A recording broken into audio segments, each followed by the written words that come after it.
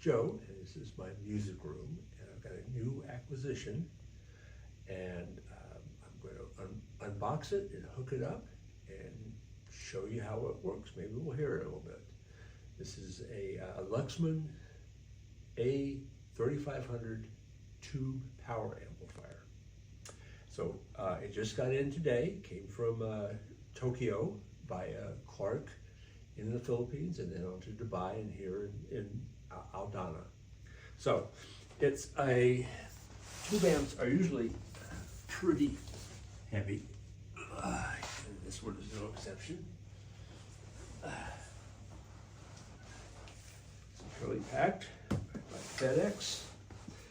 So let's try to open it up.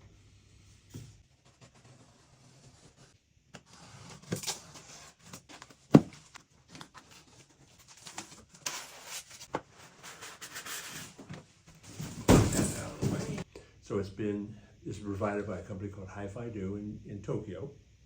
They've been maintaining this amplifier for some time. They gave me all the maintenance items for the last few years. So we'll go continue to open it now.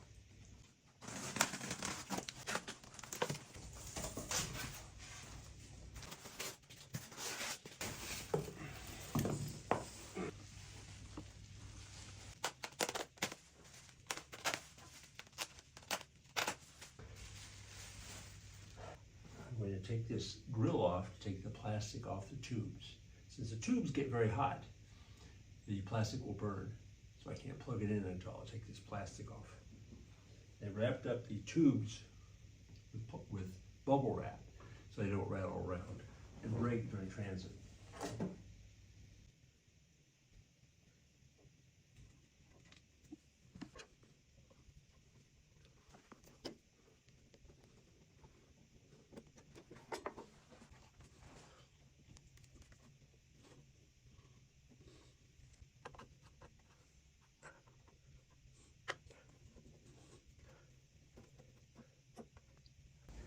Now, this cover is usually there to keep people from touching the hot tubes and burning themselves.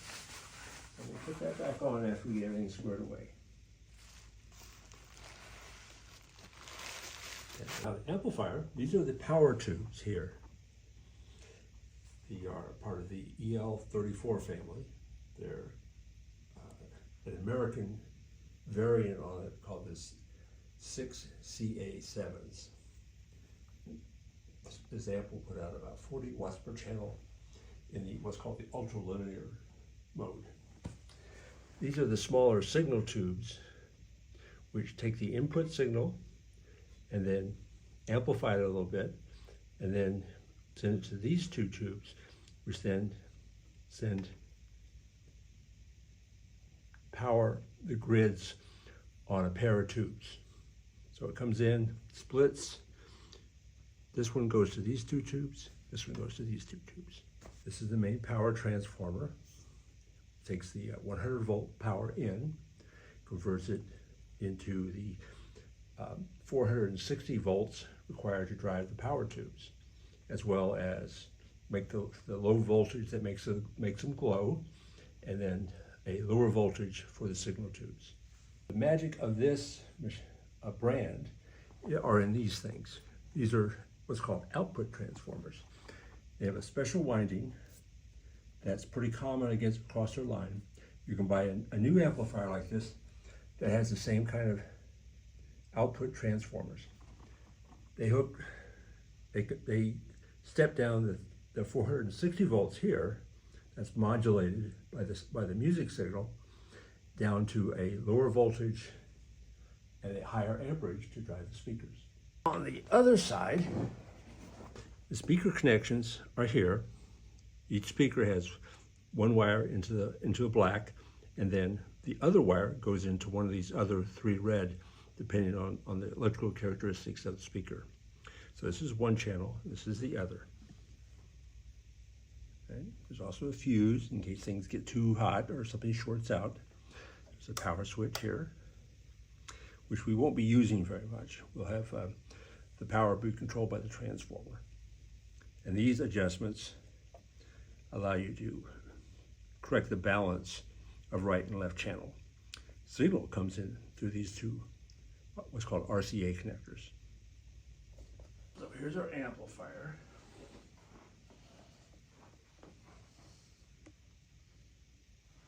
And this goes right here for now. And then we will hook up our speakers. Now, the way I'm running these speakers, what's called bi-wiring. So this will go to the treble, and this goes to the bass. That way the signals are not going down the same wires, they don't interfere with each other. One's low frequency, one's higher frequency. It makes a little bit of sound difference. I have plenty of wire, so it was no extra real cost out of pocket, but it makes a little bit of difference. So let's hook these up first. We're going to try it on the 8 ohm at first.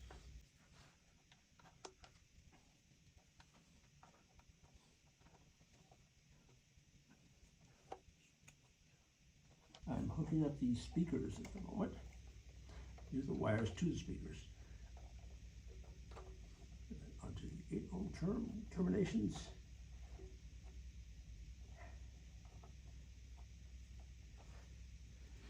And then there, and that goes there. This one goes to the left speaker. These wires over here go to the right speaker. And these are the signal coming from the preamplifier, which kind of controls the whole system. Light goes here.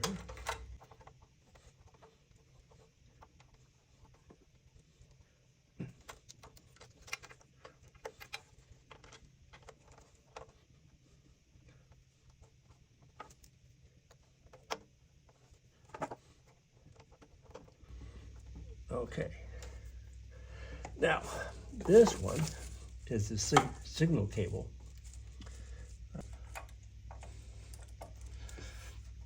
This is the low voltage signal, hardly any power. These pads, nice foamy things, which should help reduce the risk of vibrations being picked up. It's called microphonics. The bigger problem in like guitar amps and stereos, but so you can't be too careful. Okay, our electricity here out of the wall is 240 volts. In Japan, the electricity is 100 volts. If I put 240 volts into this, it'd blow up. I bought this, it's called a variac, a variable transformer. It takes the 240 volts, set it at any voltage I want. And at this time, I want it to be about 100 volts. Now, the power switch I turned on, this is the voltmeter showing what the voltage is coming out of this plug when I plug something into it. So now it's 100 volts, that's just what I need. And I've checked it with a independent voltmeter, so it's accurate within 1% or so. So that's close enough. So I'm going to turn this off, take my power lead, and try to plug it in here. Boom. Now, we'll turn it on again. 99 volts. Now, I haven't turned this on yet. There's another switch in the back, which I will now flip. Let's see what happens.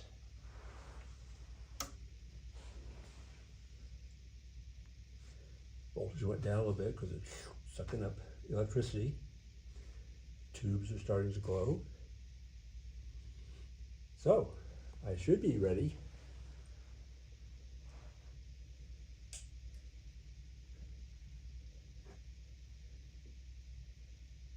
This is also a tube preamp. It's got tubes inside it, but it's a small tube, so they don't need all this cooling. All right, so right now it's warming up, it's blinking, and then we will play some music over here to get started. Pretty much that one. balanced. All right, so my preamp is running, ready for signal. My amplifier is good. I have 2 speakers, which I'll adjust later. And let's hear some music, shall we? This.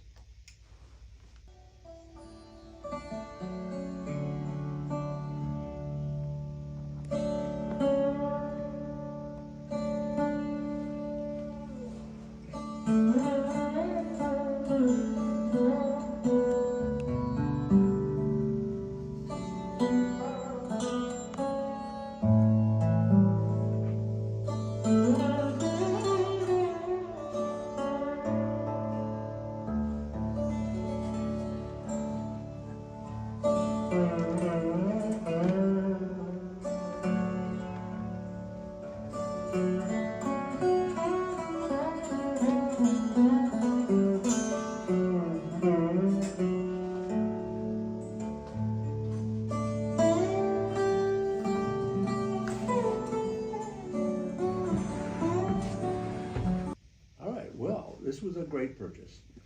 It's everything I hope to be sonically. It's got that fullness and body of a tube amp. And it was quarter of the price of a new one. And it has all the essential technology that's in the new one, new version. So it was a very economical purchase, even with the shipping. This was built in 1972, 74, somewhere in there, so it's 50 years old. But the magic of this amplifier is in the black transformers.